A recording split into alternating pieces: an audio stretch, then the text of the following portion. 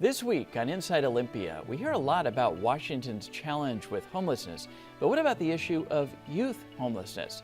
And what efforts are underway to get kids off the streets? On the program, Kim Justice with the state's Office of Homeless Youth Prevention and Protection, and Julie Patina of Away Home Washington.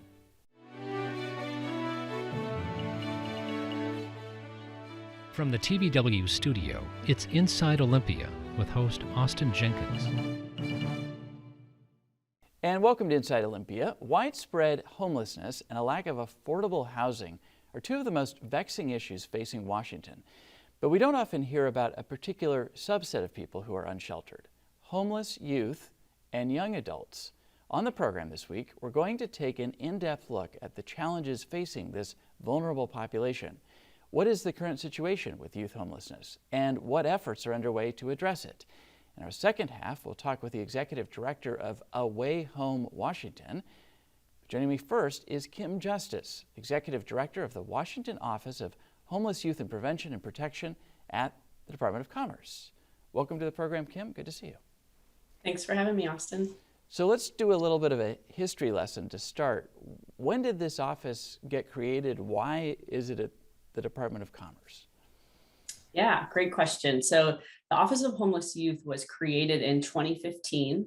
It was created through governor request legislation that was then passed by the legislature with strong bipartisan support, and really came about with the collective action of a lot of folks in the advocacy community, stakeholders, government leaders, but really the credit goes to young people and their vision for recognizing a need for our state to have an office within state government that was dedicated to addressing the needs of youth and young adults experiencing housing instability.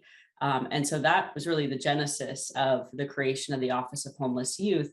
And our work is really focused on addressing young people ages 12 through 24 who are experiencing unaccompanied homelessness. And that term unaccompanied refers to young people being on their own without the support of their family while they're experiencing housing instability. So it is a very specific population that we're focused on, and one that is easy to overlook, is often invisible. And so the creation of the office was to shine a light and create a dedicated focus on this population. We are situated within the Department of Commerce, and the Department of Commerce has a mission to strengthen communities. That's kind of the broad mission of the agency. And certainly having access to housing, communities that are healthy and housed is a true sign of a healthy community. So we're situated in Commerce alongside other efforts to create affordable housing and address homelessness. Can you speak to some of the particular or unique needs of this subset of people who are living unsheltered? Why does it make sense to have an office of state government specifically focused on this cohort? Yeah, and it is a unique population, largely because of age. And as I mentioned, often youth homelessness can be invisible. It doesn't always show up in the way that people think about homelessness with tents on the side of the street or unsheltered homelessness. There's certainly a population of young people who are experiencing unsheltered homelessness, but there are many that are experiencing housing instability in the form of couch surfing or being doubled up, being in situations where they don't have a fixed, regular, and adequate nighttime residence is kind of how that terminology works. But so it can be an invisible population and is unique in a few different aspects, and one of which is the causes. Like, why do young people become homeless in the first place? And there's a framework that an organization called Away Home Canada produced that I think is really helpful in thinking about the causes of youth homelessness. And that framework looks at relational factors, system failures, and structural factors. So when we think about relational factors, those are factors, that young people experience in their home or within their family that can lead them to experiencing homelessness. So for example, being kicked out or running away from home because there's dysfunction happening inside the home, in the family, That could be rejection of a young person because of their sexual orientation or gender identity. There could be substance use or mental illness within the family. Sometimes the death of a caregiver is a really big disruption in the life of a young person. So often young people link the beginning of their homelessness to earlier disruptions in their family and home. When we talk about system failures, unfortunately, our systems can be a pipeline into homelessness. So being involved in a system like the justice system, foster care, or behavioral health increases the risk of experiencing homelessness, particularly when young people exit those systems. And so that's another kind of underlying cause. And then structural factors are really, it's kind of like the water we're swimming in, like poverty, racism, lack of affordable housing. Those structural factors also have an impact on young people and their experiences that lead them into housing instability. So there's, it's often said that young people become homeless because home is not safe, it's not supportive, or it does not exist. And I also, notice with the young people that we work with that, they've really been let down by adults and systems that they should be able to trust. They have been let down by those adults and systems and in their experiences. Let's talk about some numbers here. The estimate is that something like 13 to 15,000 young people in Washington are experiencing homelessness. And as you've defined it for us, it doesn't necessarily mean they're unsheltered. They might be in this sort of instability situation where they're, for instance, couch surfing. In a state of 7.7 million people, that doesn't sound like a tremendous number, but for context, that's nearly a quarter of the state's entire high school graduation class per year. To what extent is this a number that is going up, going down, pretty stable? And how easy or how hard is it to get your arms around a universe of young people that are 13 to 15,000? Is that kind of doable, like we can tackle this, or sort of overwhelming? Yeah, and the 13 to 15,000 number is a reflection of how many young people over the course of a year access housing services. So we also believe that to be an undercount because there aren't services or housing in every community. There are barriers to accessing those. So it's not a perfect number. It's likely an undercount. I think that number is daunting and also something we can wrap our arms around, if that makes sense, in part because I think we can address different, segments of the population or factors that lead to homelessness. For example, just addressing homelessness that occurs when young people exit systems. That's about 1,400 young people a year. That feels like something we can get a handle on and wrap our arms around. And so I think that number feels staggering to me. It feels unacceptable. In terms of the trends, it's a little hard to determine. COVID certainly has skewed a lot of the data, but it has remained relatively about that number for the last few years. So and then the schools also do a count of young people, students experiencing homelessness, both within their family, but also unaccompanied. And that I feel is a pretty helpful measurement, like what's happening in schools. And that number has consistently risen over the years. I think the most recent count was a decrease, but again, I think with COVID and students being out of the classroom and schools is kind of skewed that data a bit. You identified the reasons why a younger person might have their housing stability disrupted. How much overlap do you see and observe between homelessness among young people and the very visible homelessness we're seeing broadly in this state? Are they related? Do they sort of track together, or are they pretty separate worlds and causations? Well, I think the thing I'd say about that is that youth homelessness often is a starting point for later adult and chronic homelessness. That would be the biggest takeaway, I think. In fact, 50% of homeless adults have identified their first experience of homelessness as a young person. And so when young people are experiencing housing instability, we know that that is a really important window of opportunity for many reasons to address that, to prevent that, to ensure that that young person is going to transition into stable adulthood, and that we can also reduce chronic unsheltered homelessness for the adult population. Yeah. You mentioned foster youth, and I really want to focus on that for a moment because that does seem like such a high-risk group.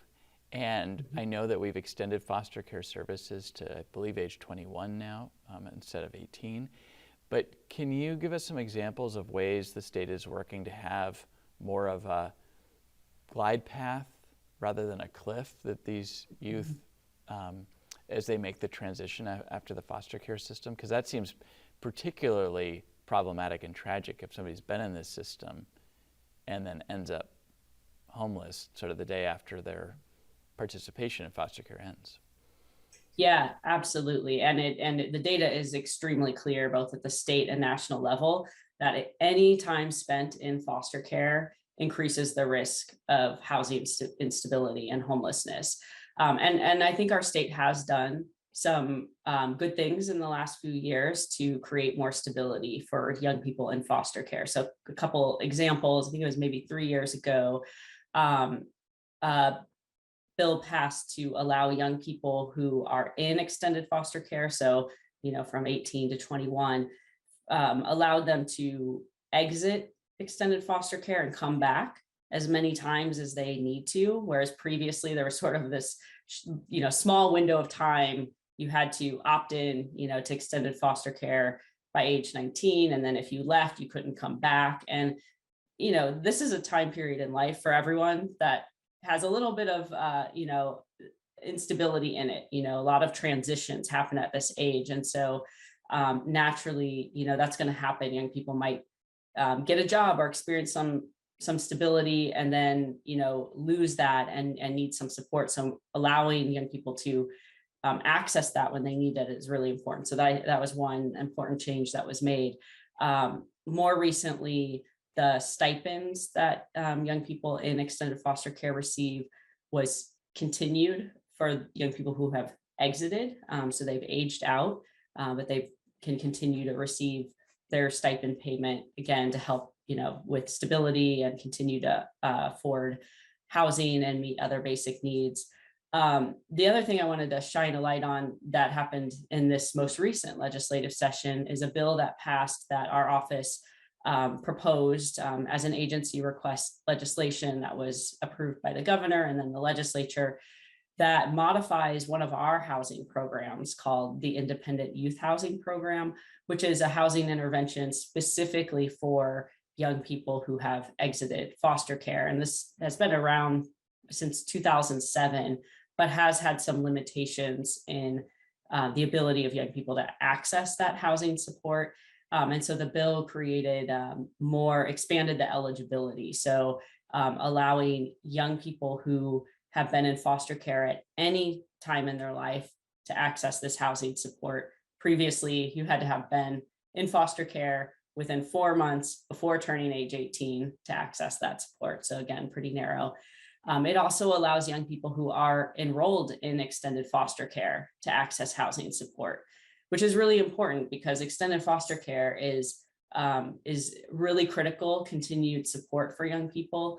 And like I mentioned, young people receive a financial stipend of about $800 if they are living on their own.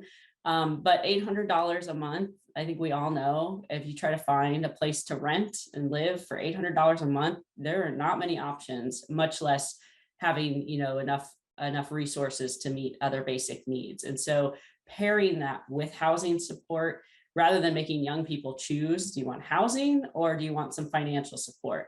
But allowing some stability through housing, resources to meet other basic needs is really a strong setup for success for young people. And so that was the other change made in that bill. So, and there was $4 million in expanded funding. So we're really excited about the opportunity that presents to make housing more available to young people who have who have been in foster care or are currently enrolled in extended foster care. Well, let's talk more broadly about sort of the goal here in terms of the transition. So if a youth is identified as being homeless, unsheltered, in a housing kind of an unstable housing situation, how is it different with kind of youth and young adults versus older people who are homeless in terms of the goal? Is it to get them reunified with either family or other adults who can support them? Is it to get them into independent housing? I imagine it's sort of all of the above depending on the case, but how does this work when you're dealing with this group? Yeah, there are 5 key domains that when we think about what do we do, how do we address youth homelessness? We do it through 5 domains. 1, stable housing. 2, permanent connections, which means healthy relationships with adults and peers. 3, family reconciliation when it's safe and appropriate. 4 is access to education and employment. And 5, social and emotional well-being. So I think, the highlight there is it's not just housing. Housing is foundational, but there needs to be a more holistic approach when it comes to supporting young people. And we really have to work across all those domains. And part of that goes back to, what is unique about youth and young adult homelessness. And, because of age, young people often don't have a lot of work experience. They may not have completed their education. They may have never lived on their own before. They may never have been on a lease before. So all of these factors, you can't just put a young person in an apartment and call it good.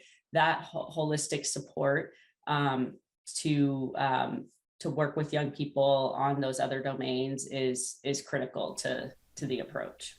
I am by no means any expert on this, but over the years I have interviewed homeless youth and youth who are living on the streets or at least spending their days on the streets. They may be spending the night somewhere else. But one thing that's been explained to me and that I've observed is that there's sort of a culture, at least in some cases, it can kind of develop and it becomes, frankly, a support system, whether that's healthy or not. Obviously, the risk to these youth is tremendous in that environment. The multitude of risks, right? Access, drug addiction, potential for sexual and physical violence, and so on and so forth. But nonetheless, there's an ecosystem there. And so I'm wondering about the particular challenges in sort of reeling a kid back from that world where they feel like, hey, this is my family. So why would I leave it? I imagine that comes up. It absolutely does. And this is a key part of adolescence, right? This is a key developmental window, through ages. It's defined, in brain science as ages 12 through, to 25.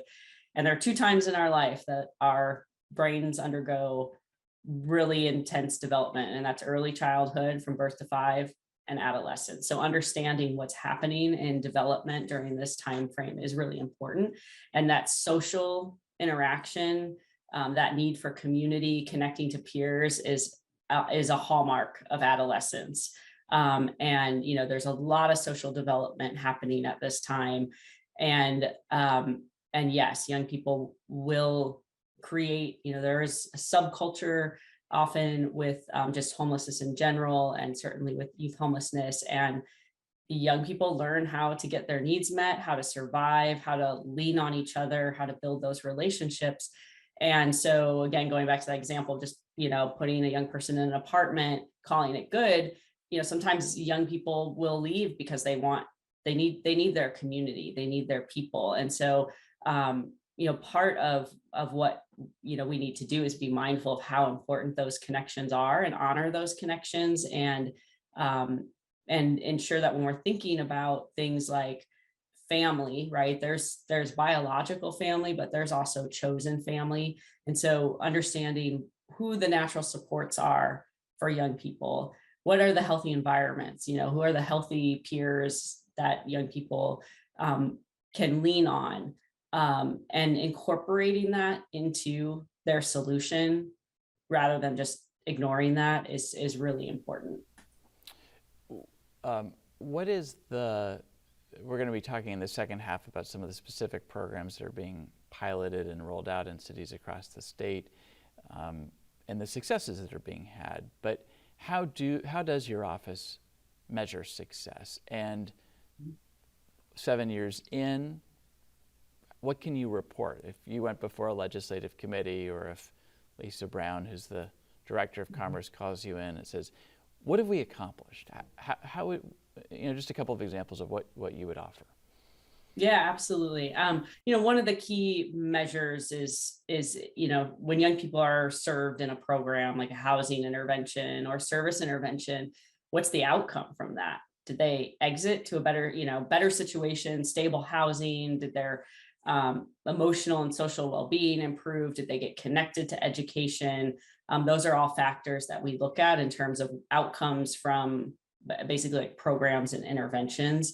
And certainly that number, like, are we moving the needle? Are we making a difference? And, I think and that metric can sometimes be a challenge in and of itself, because I mentioned the 13 to 15,000 figure is a reflection of access to services, which is actually a good thing. We want young people to be able to access services. So in some ways, if we saw that number go up, that can also be an indication that, something's going right. And in terms of services and access, that has absolutely increased. I think that's probably one of the biggest outcomes and successes I would identify in the last few years.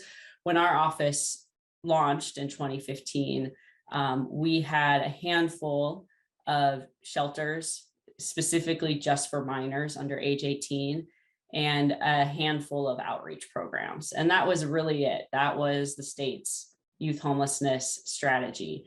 We now have tailored interventions for young adults, both shelter, housing. We have diversion programs that work to prevent and resolve homelessness before young people ever even access the crisis response.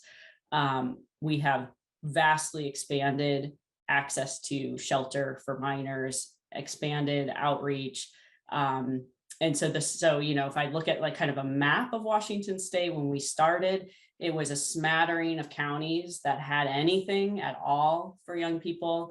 And now virtually the whole map, minus like a couple counties, has some type of service or intervention available for young people. And so that in many ways is a really critical, step to have, is to having options for young people, having services and housing to help them resolve their instability. And then, I know you're going to be talking with Julie Patina about the Anchor Community Initiative, and that definitely, I think, is there's a lot of success that has been seen, and in terms of kind of moving the needle in individual communities through that initiative. What about, because this is an issue that we're hearing so much about, just workforce issues and having the people, the expertise to do this really tough, and I would imagine quite hands-on and fairly intensive work?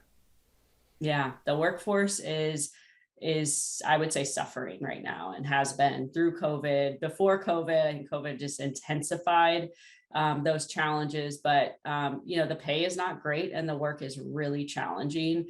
And working with people who have experienced intense trauma creates some vicarious trauma for those working with those folks. And so I would say it's a emotionally challenging and demanding and stressful, and and the compensation and the kind of trajectory career-wise is not great. So our providers see a lot of turnover.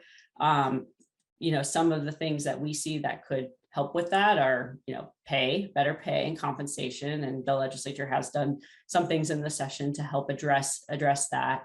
And then also just, supporting organizations so that they have the resources and the tools they need to support their workers, whatever that may be.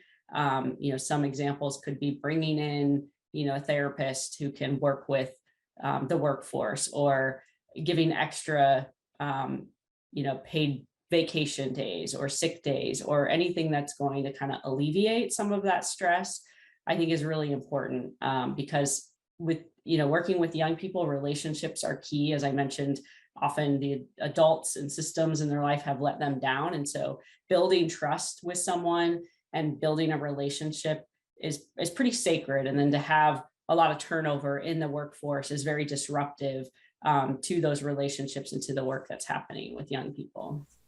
And before I let you go, I wanted to just ask you about prevention. Obviously, you'd like to avoid young people ending up in this situation. Is there anything on the front end before this happens? And is that part of the mission of your office, or is that fall to others?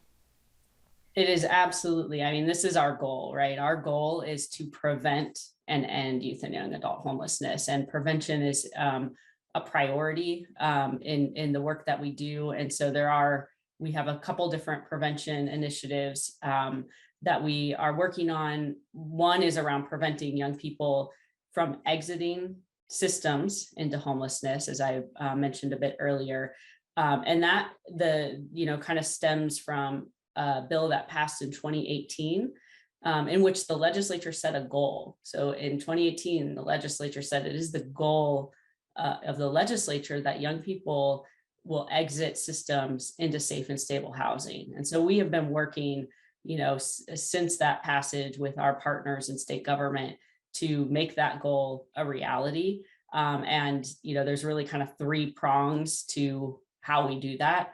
One is ensuring that there's effective transition planning. So while young people are in foster care or the justice system, that we're identifying whether they're at risk of homelessness, working on what's happening next, what happens once they leave, what does that transition look like. A second pillar is connections within community. So bringing in community-based organizations to support young people when they go back to community. And the third pillar is housing, because we have to have housing options for young people. And so that's a really critical piece of our work. Another area of prevention that we're working in is kind of further upstream,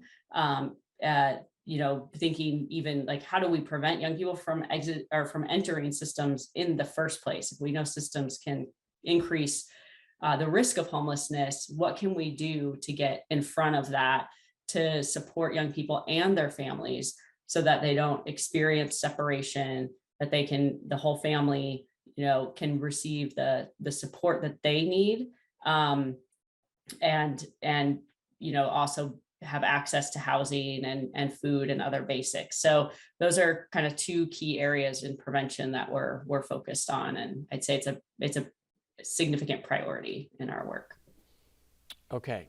Kim Justice, Executive Director of the Office of Homeless Youth Prevention and Protection at the Department of Commerce. Thank you so much for this. We appreciate it very much.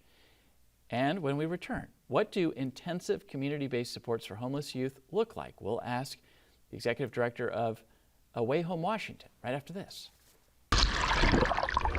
It will dwarf Katrina. It'll be absolutely the largest thing that we will have had to have dealt with in our country. We know the clock is ticking.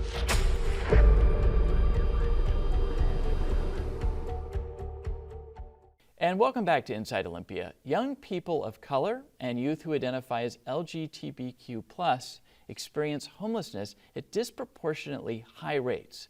So what's being done to help these youth in particular find support and get off the streets and find stability? Joining me now is Julie Patina of the organization Away Home Washington. Nice to see you, Julie. Welcome to the program. Thank you for having me. Why don't we start out by having you explain what Away Home Washington is. You have a remarkable group of backers, from the First Lady of the state to some notable foundations in the state, as well as wealthy individuals. But what is this organization? What's its mission? Well, we were founded to really address the problem throughout Washington state of the 13 to 15,000 unaccompanied young people ages 12 to 24 who are experiencing homelessness on their own. And they're living in very unstable lives, either in unsheltered circumstances or in shelters or unsafely couch surfing, and really a very invisible population. And the coming together really of public partners, we work with the Office of Homeless Youth, as well as some of the other partners that you mentioned, really recognized that in Washington State, we needed a solution that was right within our own home state. And Community Solutions is a nationwide organization that has worked with communities really throughout the world, but within the United States has really been responsible for working with communities to functionally end homelessness in 14 different communities. So our model is based on Community Solutions and really recognizes that ending homelessness is possible, and ending disproportionality of young people who are entering the system. So Away Home Washington was formed to really iterate that model, to hone it into the lives of young people, and also to recognize that there is an injustice of who is experiencing homelessness that can't be accounted for things like poverty rates. So our model is really based on that national model, but really something that's kind of homegrown, if you will. So it's what I'm also hearing you say is that this is based around best practices, evidence-based approaches, that there's a real strategy here to the work that's being done. There absolutely is. I would say that if I were to think of the core building blocks of our model is, number one is that we have an anchor community initiative that embodies this model, and we put the word out for communities throughout Washington to apply to become anchor communities. We had our first cohort in 2019 where 4 very population diverse communities, Spokane, Yakima, Walla Walla, and Pierce counties, stepped up. But the foundational element is really that communities have to step up and have a belief that solving and ending homelessness is possible. That's one of the core principles we work with, and that you can collaborate across systems. We know that a lot of our systems really exit young people into homelessness, so they need to be at the table. The folks who provide the services need to be at the table. That's another core element. And then it's also, as you indicated, it's very data driven.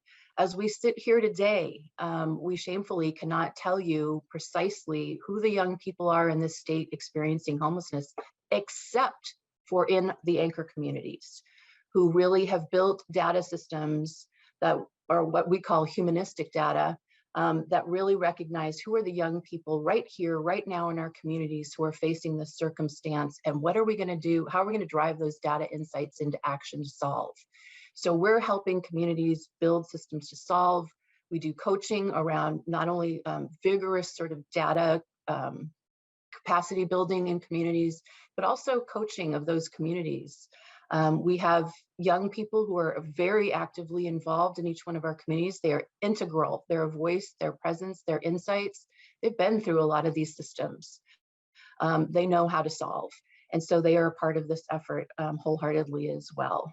And we have an incredible coaching team on our part that is really able to operate sort of in the gray world of social change, and work with these communities, many of whom our staff is largely comprised of folks with lived experience who really are not willing to tolerate systems that don't solve homelessness, and endeavor in this space because of that.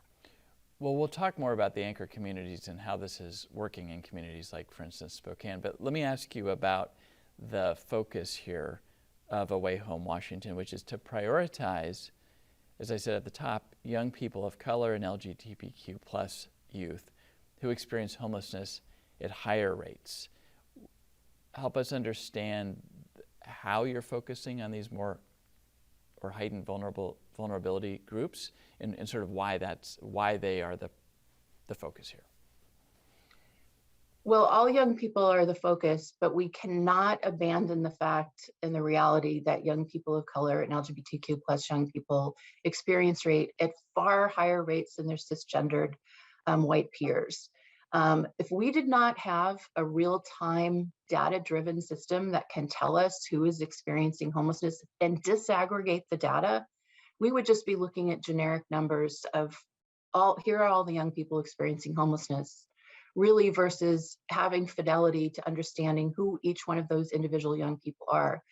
We can functionally end homelessness in a way that is unjust, where our young people of color languished in the system for longer periods of time than their white peers, And that's just not something that we as a society can tolerate.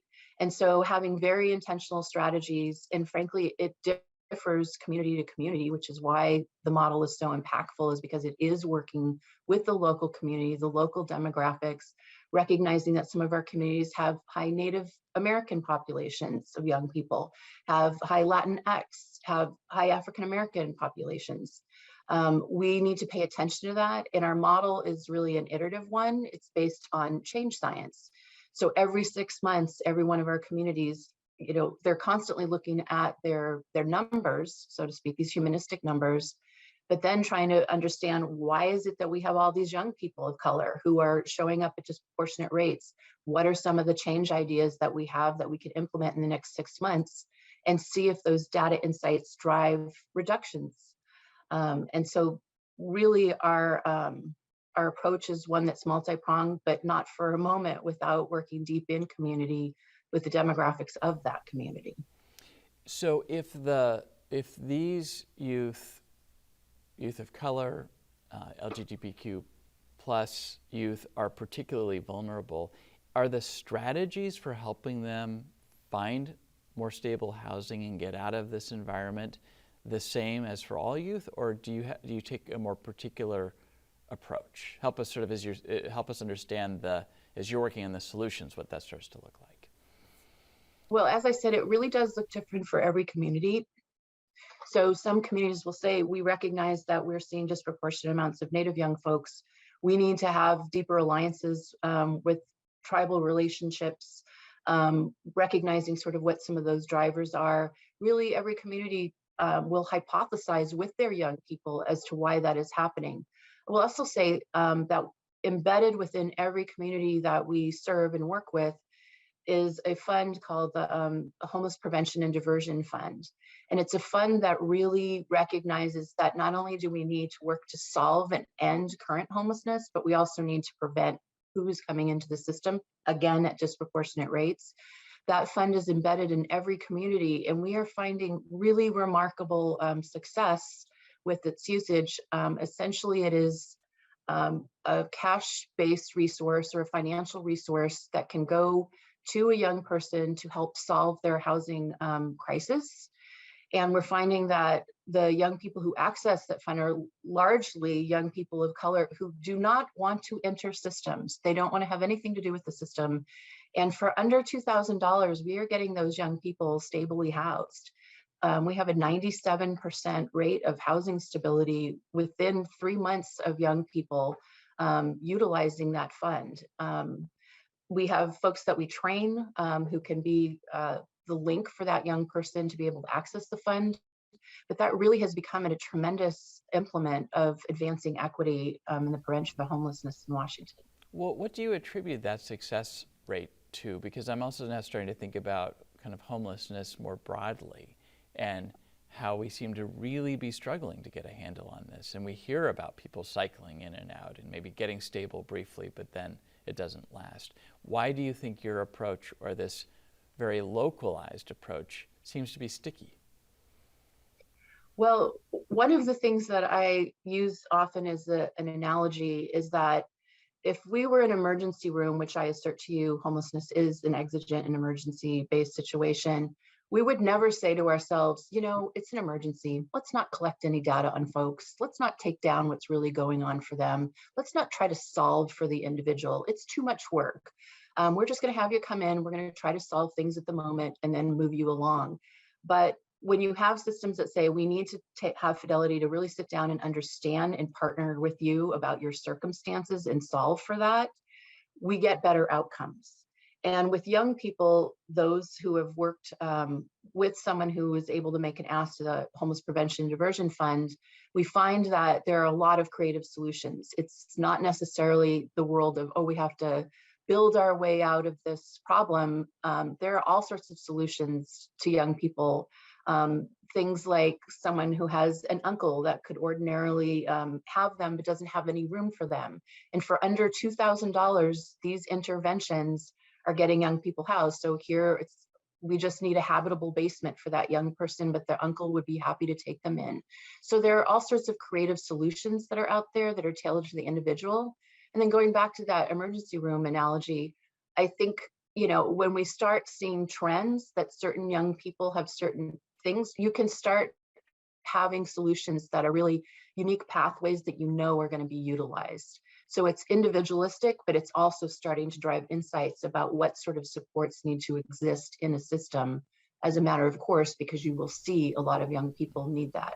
Do you think that there's something that you are doing, the way that you're working with youth, could this be scaled to working with kind of older adults, non-youth, who are experiencing homelessness? Are there lessons to be learned in this space to deal with what seems like an intractable problem right now of visible homelessness coupled with chemical dependency, substance use disorders, behavioral health challenges, which just seems so vexing and hard to address because it's so complex?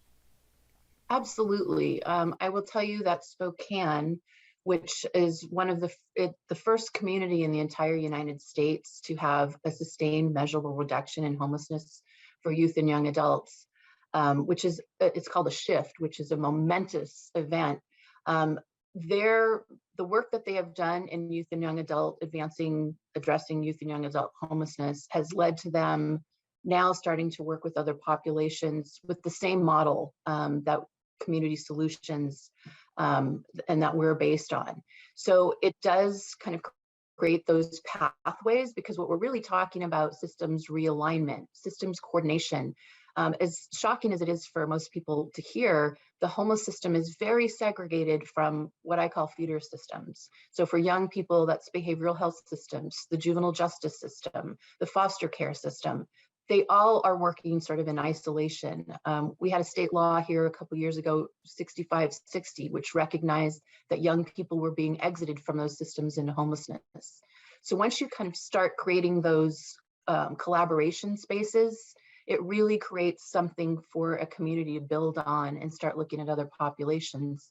And the fact of the matter is that our model is based on the 14 communities around the state who have functionally ended homelessness. Those were all adult and chronic adult populations. So we're the first ones to really utilize this model statewide in the way we do for young people. So it's almost backwards, where those were the trail runners in some states, and then we're the ones who are kind of coming behind with a youth-focused strategy. I want to be clear and understand the term functional zero. And did I hear you say that there are communities in this state who are at functional zero homelessness?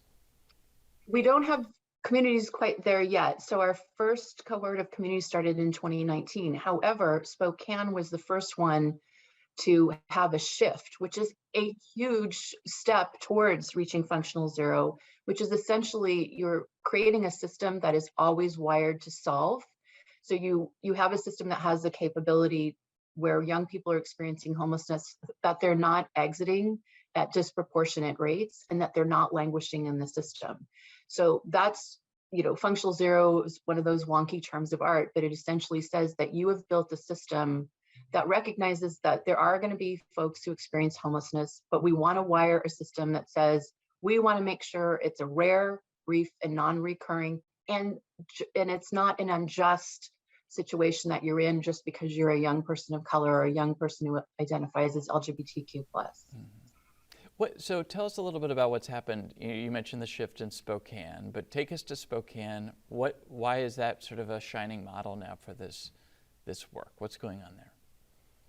Well, first of all, it's a reflection that they can actually tell you who all the young people are, really by name, who are experiencing homelessness, and that they've engaged in solutions that can absolutely reduce those numbers. And so we have implements like case conferencing, where we're able to take the names of those young people, have systems, these systems in the community in Spokane come together and really have intentional strategies to address the lives of those young people with them to drive those numbers down. And so to have data that is reflective, with data integrity for 6 months, to know who those young people are and to be able to solve is what Spokane is able to do. It doesn't sound very exciting to talk about data, but there's a human being behind every single one of those numbers that we ordinarily wouldn't even see. And so Spokane has taken those momentous efforts to do that and to have solutions that they're executing on and knowing immediately that they work. So one of the things I think is so powerful about this model is so many of our solutions around homelessness are what I call rear view mirror, which is, oh, we have this great idea, let's implement it. And then after it's done, look back and say, did that work or not work? But there's usually a long period of time when that happens. Our model is based on every 6 months, you know immediately. If your community's idea to drive those numbers down and really reduce homelessness for those young people or obliterate it worked. And so Spokane has wired itself in that regard, and all sorts of community partners come to the table. We'll also say that Walla Walla right now is on track. In the last year, they have reduced homelessness by 60%. They are on track to be the first community in the country to functionally end homelessness for young people. Oh, so obviously that's hugely significant. What are the lessons that are being, you talked about these every 6 months and it's particular to the community, but you've set this up in several communities and you're expanding as we speak. Can you give us an example of what hasn't worked or where there has needed to be a course correction or where, you're still trying to figure it out or the community is still trying to figure it out? Well, I think you've exactly described every community because every community's change, we call them change ideas. Some work and some don't. So it varies widely depending on the community. I will say that one of the things that has not worked is not involving young people, because the best intentions behind folks who have worked in the systems for a very, very long time often fall short for what young people say. That's a great idea, but it is not going to work. So we have vigorous learnings around both what works and doesn't work. And frankly, that's what's opened the door for us to say, we need to even expand beyond the anchor community model. How do we take the lessons learned, the things that work and don't work in different communities, and share that with everyone throughout the state who is interested in and believes that homelessness can be solved for young people? So we are just started a training and engagement unit that is really meant to make those lessons learned available to any community in Washington state. Well, you might not appreciate this analogy, but it sounds to some extent like in some ways you're borrowing from the corporate world, which is this idea of try things, break things, don't be afraid to fail, but figure it out quickly. And if it's not working, readjust. Well, I think, improvement science is utilized by a lot of sectors, and it is impactful, and it's true often that the public sector and sometimes the nonprofit world, we do a lot of what I call rear view mirror type learning. But I can tell you also how rare it is in our field, frankly, in any field though, to have data that really tells you right here and right now where things stand. And that kind of is the cornerstone for awareness with our work. Well, and because you've gone back to that so many times, I want to tease that out a little bit, or at least give you an opportunity to kind of make the comparison.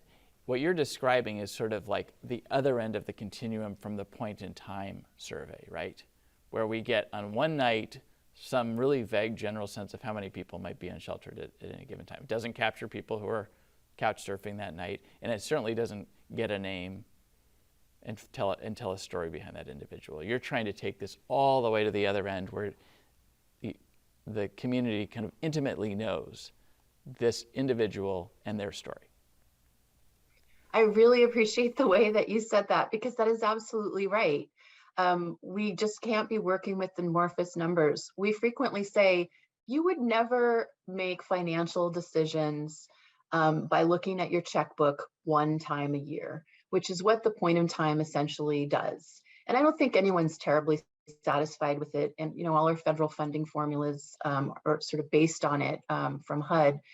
But that is exactly right. Until we really kind of understand the exigency and aliveness and humanity behind who right here, right now is experiencing homelessness, I don't think it really motivates people to the same type of action. And that's not to really question, how hard folk work in this sector and how important it is, but it is frustrating to also work in the sector. Many of us who work at Away Home Washington have had direct services background and are frustrated that those numbers never really reflect what's really happening. So I appreciate the way you laid that out. Couldn't have done it better myself.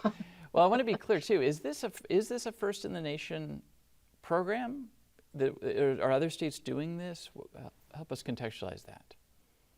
There are other states certainly who are using this model to address youth and young adult homelessness. We have really made the most advancements. There's one other community in the country that had a shift, but their homeless numbers were much smaller than ours. Not to negate the achievement, but yes, we really are. We've become such an example nationwide that Community Solutions utilizes a lot of the tools and insights driven by our work and by our team nationally, if not internationally.